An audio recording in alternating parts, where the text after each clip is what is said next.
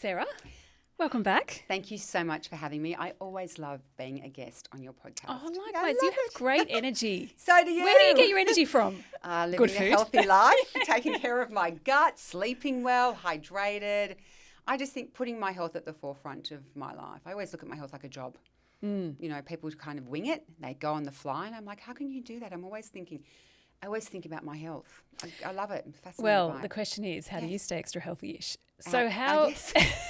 how is Yes. health forefront? Like, what are you thinking about right now and what's happening over the next couple of week or so when it comes to your health? So little things like for starters, every day I have a meal plan, and I do it on autopilot now.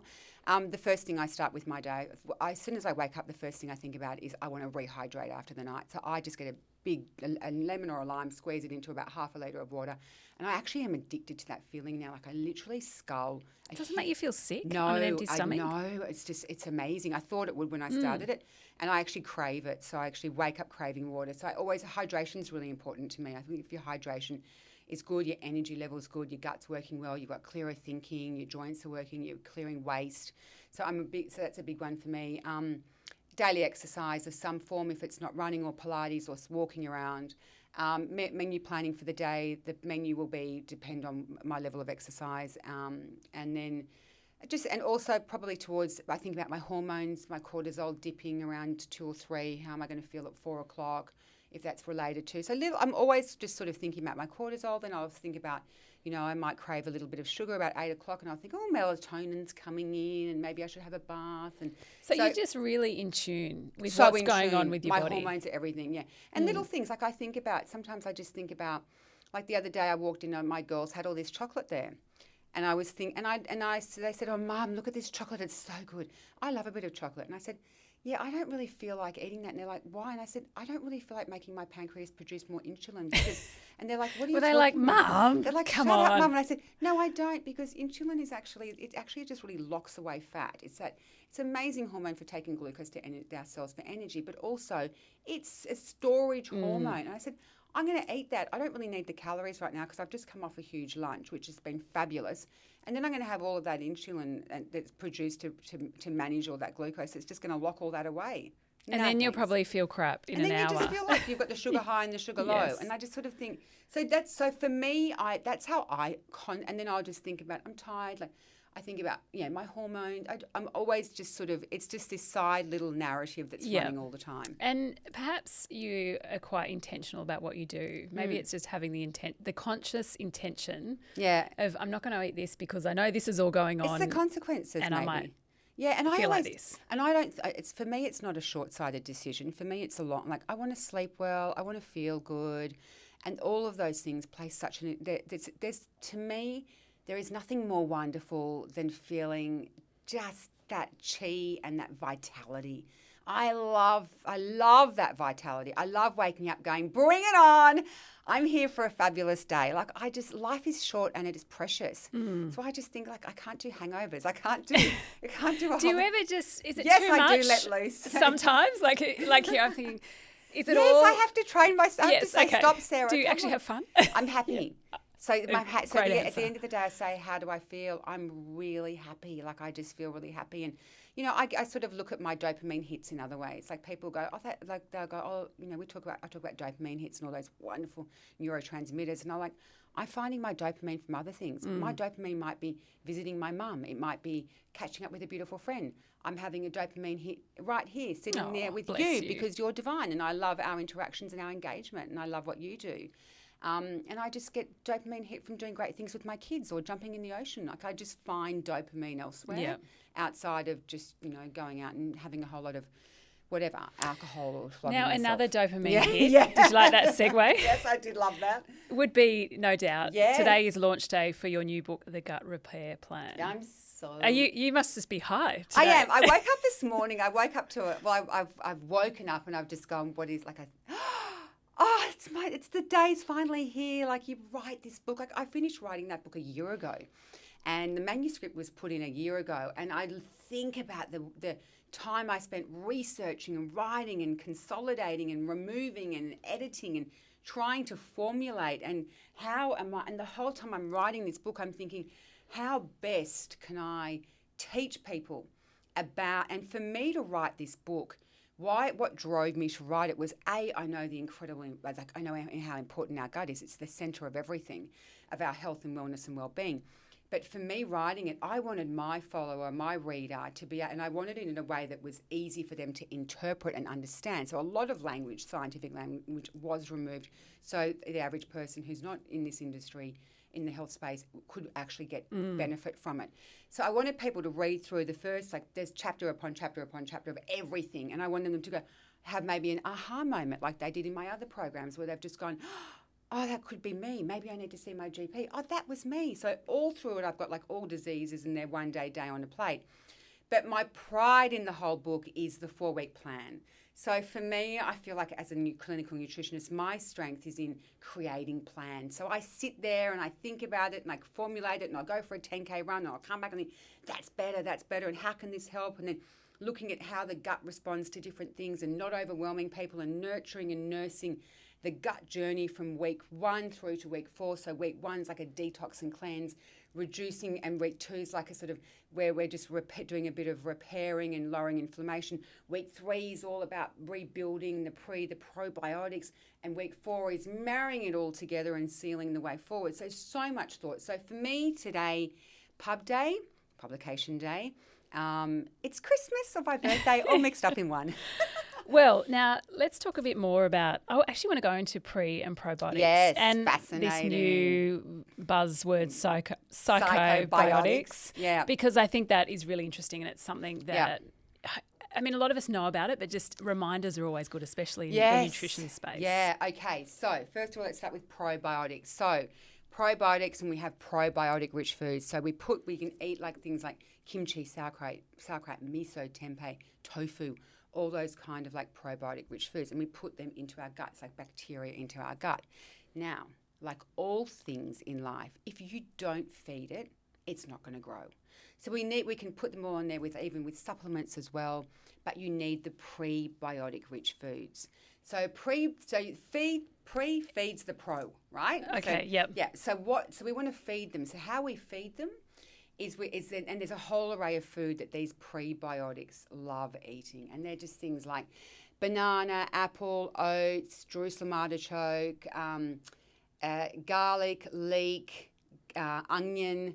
There, off the top of my head, there's yogurt. Yogurt is a probiotic. Probiotic. See, it's so confusing, isn't it? Yeah, I know. Well, yeah. Okay, so how would I think of just a lot of fermented foods? So when you just think soy-based products, so we really need both.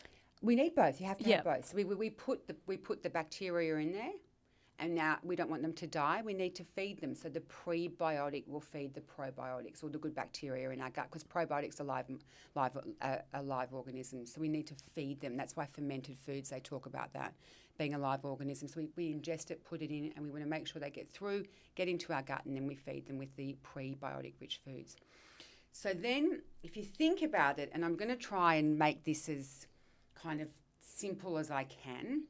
So imagine that the probiotics are in there, the pre's have come in, they're all feeding away on all the fibres from the bananas and the apples and oats and sounds like a disco party. It's all happening in the gut. It's all happening there.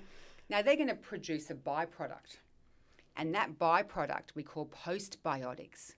So have you heard of postbiotics? I have. Okay, so they produce postbiotics, which is effectively waste from the bacteria, right? But it's, as humans, what we love is that waste to thrive. So that's what's great for our health. So that's what we call short-chain fatty acids, or what I love, butyrate. So that is what is great for our gut lining to be nice and stable. It's great for lowering disease risk, for lowering for lowering our risk of things like bowel cancer, for our overall health and wellness, to feed our colon cells. So that's butyrate, and one thing that actually I find. I'm going to go off on a 5-second I'll bring tangent. you back. Bring me back, okay? Ozempic, right? Oh, we are going off on a tangent. Okay. What does Ozempic do to people's gut? It destroys it. They're either constipated for 2 weeks or they've got chronic diarrhea, and I'm seeing patients come interesting. in. No, it's fascinating what it actually is destroying the gut. So here's people taking Ozempic. No, I'm not talking about the type 2 diabetics Yep. who need it. I'm talking about people who are doing weight loss for it. And I'm thinking, here's these people who might lose 5 kilos. They're doing this, they're taking Ozempic. I had a patient who came in and hadn't had a bowel movement for 2 weeks. It was completely impacted from Ozempic. I've had another patient who's got permanent diarrhea from Ozempic, and I'm thinking, what is this doing to their gut bacteria? Of course, I'm thinking about those beautiful bacteria, and I'm thinking, they're not producing any butyrate. Butyrate's what keeps us healthy, and it also is what helps with keeping us at a healthy weight. So it's like, it's a contradiction. Why wouldn't you want to just work on your gut? And another thing, and another tangent is gut and menopause. Like, people forget about. I know, so I've just gone. Yeah, I'm going to leave that. Let's park that one. Let's get you back on to talk about that. Okay. Now, psychobiotics. We're still on postbiotics. No. I just want to, before we get to psychobiotics, let me ask you: how do we know if we're getting enough? That was actually really. Did I explain that? Beautifully explained. Oh, yes, thank you. It made sense. Thank you. How do we know if we're eating enough of these foods? I mean, really, how do we know if we've got a healthy gut? Well, okay. So the biggest thing. I'm going to tell you one thing about our gut. It is not backward in coming forward. If your gut's upset, it's going to tell you. You're going to fart too much. You're going to have diarrhea. You're going to be constipated. You're going to have a foggy head. You could be irritable. You might have eczema. You might be too stressed. What else? And I'm sure every listener has said tick, tick, tick, tick. Bloated all the time. Abdominal pain. All of that stuff. That's your gut's way of communicating to you, saying, hey, I'm not happy. When your gut's happy, it's humming along nicely. You're having a regular bowel movement. You've got a good transit time. You can test that by eating corn. So you should have a minimum by the corn test. Okay, test. Okay, what do we do? Eat some corn. Yep. An ear of corn, as they call it. Like, that's ridiculous. Do you ever know why that's me? I'm on an ear. You know how they call it an ear of corn? Yes. That's how they used to count it back in like days where they would farm corn like hundreds of years ago. They would count it in ears. Anyway, I'm off on another tangent. Okay, anyway, yes, the corn test. Yeah. Okay, eat some corn. And then look in your stool to see when you pass the corn, and that way you know your transit time from when you eat something to it leaves your body. So what's a healthy transit time? Within 24 hours it should be. So, yeah. Do blueberries work the same?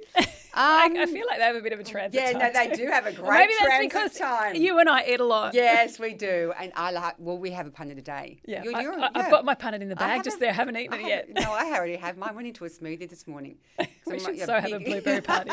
A big protein-rich smoothie, actually, with lots of fibre. But anyway, yes. So you know in your gut will tell you. So when your gut's working, and just little things like level of flatulence. Like, how many times should a human pass wind a day? Have you ever wondered that? No, I haven't either. How many? I did wonder that. Between 15 and 22 farts a day. Oh my gosh, the boys in my house are going to love that when I tell them that tonight. For you. And so your gut will communicate with you. So little things like great skin, clear thinking, no bloating, no distension. Poo should come out like soft serve ice cream. That's what you want your emotions to look like. So a good soft serve ice cream is a good bowel movement. Proper evacuation, where you've gone to the bathroom and you feel like you've evacuated properly, is really important. I love your terminology. Soft serve evacuation. Well, I know who follows me. I know obviously from being on Sunrise for so many years. I know from the other books, and I want to make health, and I don't want to say things that intimidate or make people lose their interest. I want them to be able, and I think next time everyone's going to go to the toilet and go, does that look like soft serve? Actually, I have to, this might be too much information, but I was in North America at Christmas. Yes. It's so much better when you go to the toilet in North America because you can see your poo. Whereas in Australia, it can drop right down. Yeah, right. Is that because of these? I think the different way. The different way of the hemispheres. Yes, and I actually commented to my husband, oh my gosh, I love doing poos in North America because it tells me so much more about my health. I was wondering, well, that's everything. I mean, your stool will tell you. I mean, little things like if you see oil droplets and if you see oil droplets in the toilet, or if you can see skid marks, it's because there's too much gluten or fat in there. And actually, which is another thing about this, I've come back to probiotics. Yes. We're running out of time. Okay. Yeah. Well. Okay. Finish that, and then quickly fill us in about this new buzzword, psychobiotics. Okay, I'll finish up. So, postbiotics is another big one where I spoke about, but there's also postbiotics, which are negative, and it's too much bile acid produced from too much fat in the diet, which has lead to being carcinogenic.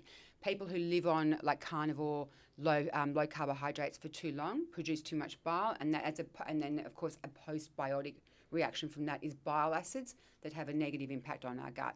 So there's good the point I'm making, whilst postbiotics are like, wow, the butyrate, blah, blah, blah, there's still some ones that aren't great. So it's not all postbiotics are amazing. That's that. Now, Okay.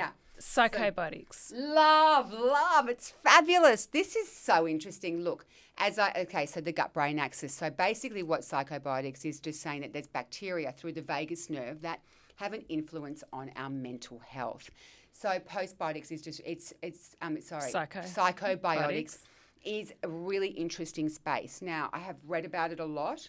I've researched it, and my thoughts are, whilst it's fascinating, and we do know that there's bacteria that we know people who have certain colonies of a lot of these kind of like bifidobacteria. They've got like great colonies in it. They do have a lower incidence of things like anxiety and depression when their gut health is better and diverse. We know that.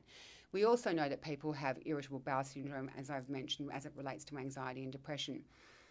Another point I want to make is when you look at it, like just stand back and look at this whole psychobiotics thing, mental illness is and this is my thoughts on it. If I look at the evidence, 95%, I'm just going to relay some points because I know we're coming to an end. 95% of our serotonin is produced in our gut, right? We have to be mindful of that, number one. Number two, people on the Mediterranean diet, they have a 33% lower incidence of anxiety and depression. It's very plant-based. So think about all the health and wellness associated with that. And my other thought is I do love psychobiotics. I actually got a supplement last week to which I'm looking at, which is all those probiotics relating to supporting that anxiety and depression. But I also do want to point out to people listening, it is a really interesting space. There's a lot more research that needs to be done. If you're someone who does have mental illness, don't chuck away your meds and go, I'm going to go and buy some probiotics because I believe in psychobiotics. Maybe work with your practitioner about introducing the psychobiotic supplements that are around on the market now in conjunction with your current plan. Because mental health is very serious and it's something I don't take lightly because it is. I'm the daughter of a psychiatrist. Mental health is everything as well. Yeah. So I'm really mindful with this new space for people not to go, I'm going to go and do that. Just work with it. Work with a healthcare professional. Understand it's new research. We do know the gut-brain axis is very real. We do know that there is gut bacteria that can influence our mental health. We know all that. But if you do suffer from mental illness, don't chuck away your pills right yet. Work on a process of bringing them in and take it over time with a registered healthcare practitioner. Well said. Good reminder. I'm really mindful of that space right now. Yeah. So I started reading a lot of it towards the end of last year. Of course, after I'd finished that manuscript, I was like, can I do an edit? Well, that's the thing with gut health. Well, we'll need you on soon to update us on the latest research. But thank you for coming back on Extra Healthy. I love coming on. Thank you so much for having me.